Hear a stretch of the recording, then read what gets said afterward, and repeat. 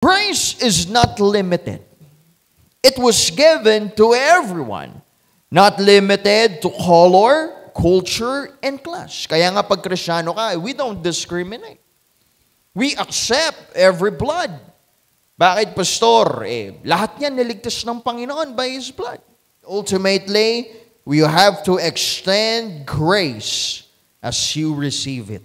So, hindi ibig sabihin, you were given grace. Aba, ang Diyos na mag-a-adjust sa'yo, don't get me wrong. Because they know God's grace. Aba, lahat na lang. Ginagawa nilang konsentidor ang Diyos. Tatandaan mo, God will judge someday. Grace does not erase differences. It uses difference for God's purpose.